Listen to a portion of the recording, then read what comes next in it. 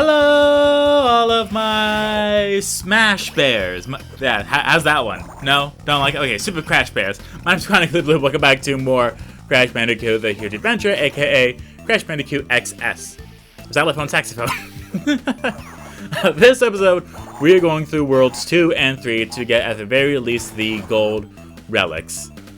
So here, I just have quite a few tips here. Just make sure to not overshoot anything. Make sure that you have at least one Aku mask.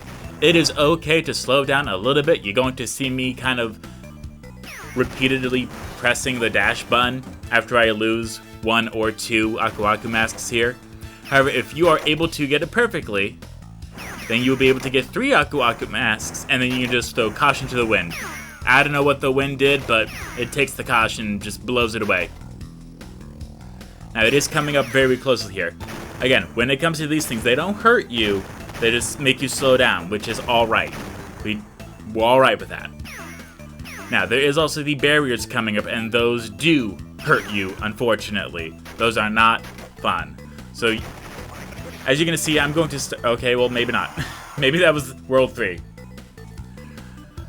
Again, there's not a whole lot to say here, as long as you make sure to take your time-ish, and just remember that if you die, worst case scenario, you just have to restart the level. That's it. If you go through it and then you realize that you missed something, just go ahead and restart, because it's probably not gonna hurt anything. Like right here, I got 129, and that was the gold. That wasn't even the platinum. That was just the gold. Rocket Racket, pretty easy here. Just make sure to have as many of the time boxes as you can.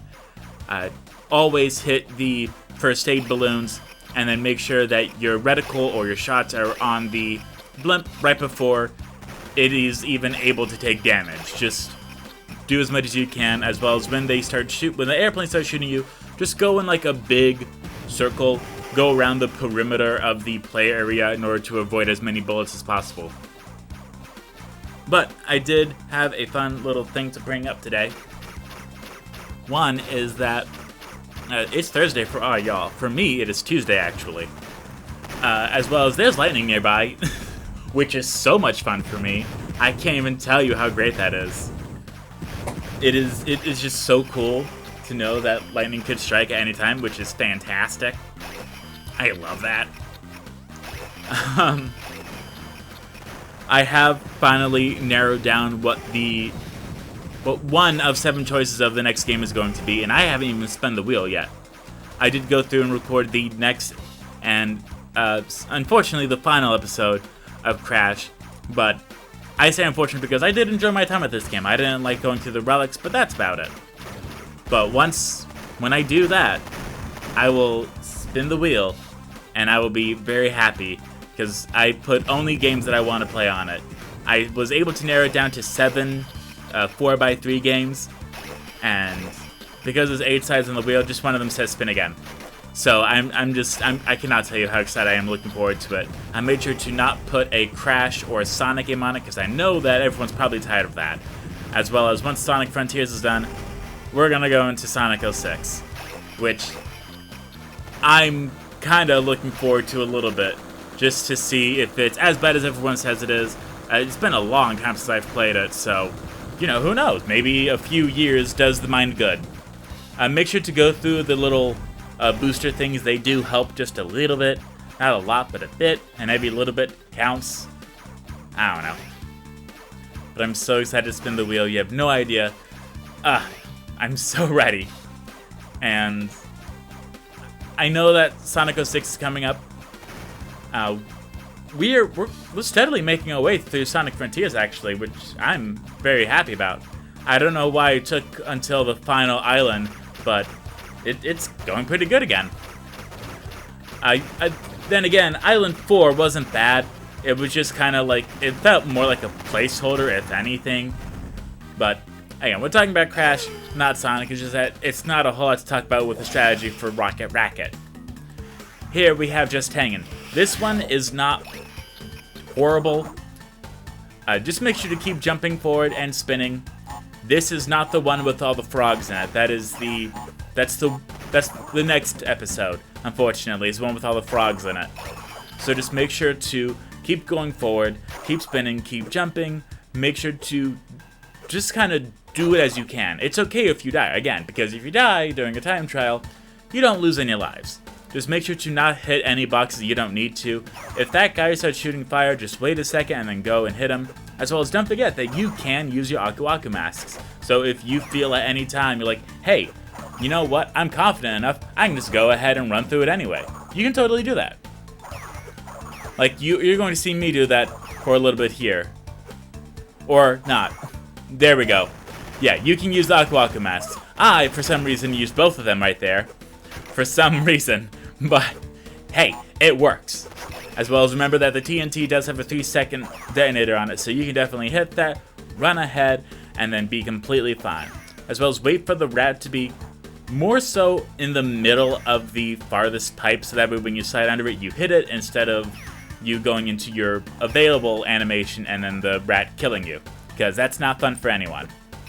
Make sure to spin into that box, actually. If you jump on it, it doesn't hurt anything, but if you spin it into it, it'll save you like 0.3 seconds. But again, I got the platinum there. So, cool. Shark attack. Not too difficult again, as most water levels are, I say as I die. But don't worry, that is the only time I will show a death here, thankfully. Again, just make sure to take your time here, as well as with the water levels, there's not a lot I can say here. Just make sure to spin into anything that you're about to swim into. For the mines, just go under them, and just try to take your time, kinda. Take your time while also speeding up. You know, do both at the same time. You got this. I do have one little story to talk about with work without getting too specifics, which is going to be so much fun for me. I was at work, and I do some stuff that involves things and such, which is cool. People need it every week, which is awesome. I also benefit from it, which is super cool. I apologize for being vague. I just feel like I kind of have to. Anyway, so one person wasn't there, and I was like, why isn't this person here? So I had to go and check, and apparently someone moved that person's information to a different thing, which I did not have access to. But luckily, I was able to access it and move it back and make sure it was completed. And then I had to go through and redo a few of the things in order to make sure that they were all good and completed and good to go. So, it was not the end of the world, thankfully. I was able to save it at the last minute and everything was all good. I spent a lot of retries on this level. I'm not going to kid you. Make sure to do a double jump, a sliding double jump, and then the death tornado spin in order to make it over to those platforms there. Remember, you don't have to take your time. As soon as you see the edge of the platform, you can make it with a double jump. You got it. Here, you can also just duck down there. Give it a few seconds until Crash is done with the finished jumping animation, because if you land and then immediately press the duck button, there's a really good chance that Crash is going to slide under it, and you're gonna die. So just make sure to be careful with that. As well as one thing that you're going to do is you're definitely going to memorize the patterns of the platforms here. It's just what's necessary, unfortunately. But after a few tries, you will get it. It's nothing too difficult. In fact, the only one that was super difficult that I can recall was definitely one that's not even in this episode. So, I'll be happy to talk about it once we get to that part. But as long as you remember your basic stuff and to slide under those lizard enemies, you're gonna be fine. It's alright. Again, you don't need to get the platinums. They are just for bragging rights. They don't even contribute to the overall percentage. They just make you feel all nice and fancy-dancy. Now, if you do not have Aku Aku there, you're gonna want to hit that green nitro box button, which, you know, is completely possible. But if you do have an Aku Aku there, then just go ahead and take it. I made sure to just go ahead and kind of do stuff here, because there's more stuff happening than I can possibly explain. Now I know what it feels like to be a backseat gamer at GDQ. But just make sure that you have everything under control. If you ever feel like you're going too fast, you can always let up on the run button, which is L, and you'll be alright. Just make sure that you are doing as much as you can. Again, we had 0.3 seconds left, which is exactly how much the platinum needed. So, if there's a way to remove 0.3 seconds off it, more power to ya. You're going to see me going through and saving the game here quite a few times because I did this in sessions. I knew that this was going to be post-commentary because you don't want to see me go through 36 deaths every single individual level and be unable to start a conversation. So that's why I went ahead and did it this way. I was also able to record more frequently, which is also very beneficial. Here we have another ice level, but thankfully, I want to say this is the final ice level. I could be wrong, but I want to say this is the final ice level. What we do here is, again, just make sure you get that Aku Aku mask. Be sure to time your jumps. Make sure to jump and spin whenever you're in the air. Here is where we have the very, very, very, very, very annoying guard bumper things that we're going to see very shortly. Now, if you are able to, if you can somehow angle the polar bear right in front of the little gate thing, so it's just on like the post itself, you will break the gate and you will not take any damage. But it is very hard to do. You can also do it in any of the previous Crash games as well. But again, it is kind of a be careful thing. Because if you're a little bit off, then guess what? You're going to get hit and you're going to die unless you have an Aku Aku masks. And again, these are the little barriers I was talking about earlier where they do damage. So make sure to jump over them, lighten up on the speed button, you'll be alright. As well as do follow the dash pads. They are not going to hurt you in this game. They're going to take you to the best possible path. I also don't know why there was a giant scream, but we're going to ignore that. Now here you're going to see me slow down a little bit. At least I felt like I slowed down because you don't want to die. You know, you already made it through one of the hardest parts. Why would you want to die now? That doesn't make any sense, you know? So we're going to see this go up and down. We're going to jump. Somehow we made it through there. I'm not even sure how, but that's okay. Again, just make sure to jump over and spin anything that comes in front of your way so that way you don't have to worry about anything. As well as make sure to have the audio turned on so you can hear the sound of that sea narwhal, sea lion, sea land, sea world, the animals, the not the polar bears, the other ones, the slappadashers, the things that, you know, not the lions. Or is it the sea lions? Are there albino sea lions? There probably are. Anyway, we're on this part now. And the space levels, believe it or not, are one of the most difficult ones to get right, just because they put a bunch of different stuff all over the place, as well as the time platforms. Those are the things that are really gonna trip you up. That and those spiky doodads. Those two things are going to be the things that are going to do the most harm for your relic times. However, again, with the platforms, I don't know if I said this before, so I don't know why I said it again. With the time platforms, you can double jump over most of them. There's very few where you're going to have to wait for it to turn green for you to be able to make it. Like here, you can totally jump onto that and then double jump. You might be able to make it with a sliding double jump, but I wouldn't test it. That's for you to test, me to not try. With these things, as long as you make sure to jump over them if possible or to spin into them once they are shelled, you'll be alright. If they are like a few frames into the spiked up animation, just don't. Just don't. Don't test fate. Don't try to ruin a run that you're already doing well on. Just move along.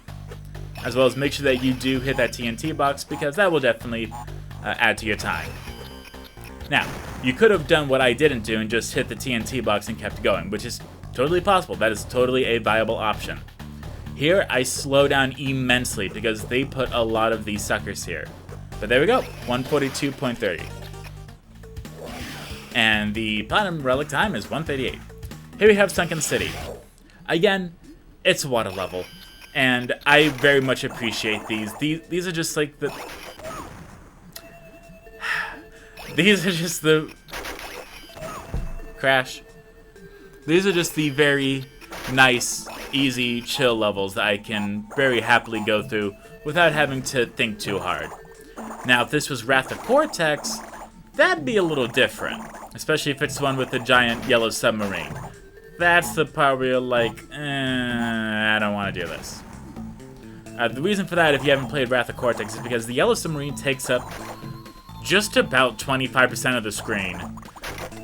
So it's very annoying to just go through it and try to not get hit. Plus, it takes a while for you to turn around in the yellow submarine.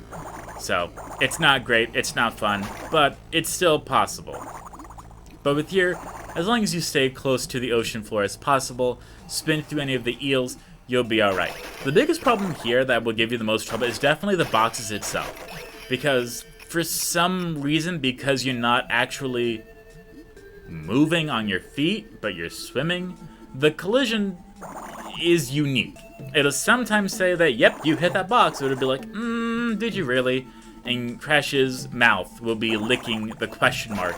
And you'll be like, I'm right here, I'm hitting the question mark box. And then it's like, are you really, though? And that's the part that's really going to give you the most headache, is getting hung up on the question mark box. But again, as long as you just follow through, you'll be alright. How to take time off that, I'm not even sure. This is just me going through and checking out the levels so I know which ones to do first. Here we have Burn the Rope, I think is what this one was called. I'm not too sure. This one, it's not the worst. It's just alright. Just make sure to save Aku Aku. That's kind of the biggest thing I can say here, is to make sure to save Aku Aku, because this is the part where you remember when we went through and there was like the big towers at the end and the guys that shoot stuff at you? Yeah, it's that thing. Now here I mess up by taking way too long to get Aku Aku, which can happen. But I decided, you know what? I've already had so much of a good run, I might as well just keep going. I'm just gonna push through. I got this. Now, please remember that this is also the part where you have to just body slam right here. So, there's no enemies here, you don't have to wait. Just make sure to body slam them as soon as possible and you will be alright. You can also just fall down here. Now, with the Aku Aku Mask, this is definitely going to help you get the platinum time. Just imagine I didn't mess up the second Aku Aku Mask. You're definitely going to get it. Because this third, the Aku Aku Dash lasts just about, I want to say the longest out of any Crash game I've ever played. It sure felt like it lasts a long time. And then you just land right there and you'll be alright. I got 115 even, which was not the platinum time. The platinum time was actually 17.40. So, again, I'm not trying to go for the platinum time. I'm not trying to give any assistance on it. I'm just showing you the gold times and the gold paths that you can take in order to help assist you so you can, at the very least, get the stuff that you need done. Now, unfortunately, with the auto-scroller levels, there's not a lot of ways that we can really, make this any faster. You just gotta go through the dash pads, hit the time crates, and then just don't die. That's the only thing that I can really say here. Everything else just kinda happens. There's not a lot to really... I can give a lot of tips for a lot of the different levels, but for this one, there's not a lot to it. You just gotta really make sure that your aiming is well, and that if there's a lot of enemies that you just don't want to deal with, you just go around the perimeter of the area, like I said for the last flying level. And just make sure that your shots are right on Cortex face on the blimp. Okay, I guess the Thunder does not like me saying Cortex face on the blimp, but we will not chance it. Just make sure to get as much health as possible, because the likability of you running into stuff is very high. Don't freak out if you hit anything. Just be like, you know what? I have 100 life. I'm gonna be fine. I have 90 life, 80 life, 70, 60, 50, 40, 30, 20. I'm alright. As long as you make sure to just keep going around the perimeter, you will be fine. Don't worry about it. You got this. I believe in you. And if you at any point in time have any difficulty with it, just don't worry. You can always come back, watch this, and be like, oh, okay. Because that's kind of one of the things that that really helped me with completing SpongeBob SquarePants the movie, the game. Just seeing someone else do it, seeing that, hey, it's possible. It is completely possible. The part that I didn't enjoy was I would typically look up for that specific level, and someone would either have it just as that part itself, but, it was 2008, so they would have the camera, like, up at an angle, and it'd be recording off the TV, and you just see it shaking, and it's very blurry and fuzzy, and you can't really see what's going on, and then they're shaking, and then they're stopping and starting and resetting and shaking. It's not the best. And I'm sure when they made those videos, they weren't thinking, oh, this is going to be looked back on in 10 years. They were probably, I'm not exactly sure what they were thinking, actually. I think they were just like, you know what, I can do this. This is something that most people have trouble with, probably. I'm going to go ahead and show it anyway. Which could definitely be a possibility. But I'm just glad that we're able to make it this far. Again, I have not used a guide. I can't recall if I used a guide when I played through it the first time, which was only like a month or so ago, a month or 2 months ago. But I did not look up the gold times, the platinum times. I'm just like, you know what, we're gonna do it as best as I possibly can.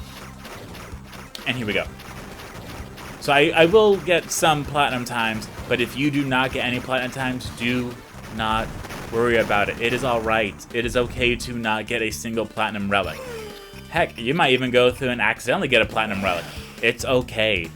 Don't beat yourself up over getting a platinum relic, not getting a platinum relic. As long as you get the gold, that's all that's necessary in order to get the percentage. If you don't even care about the percentage, as long as you get the sapphire relic, which is the blue and very first relic, that's all you need to see at the end of the game.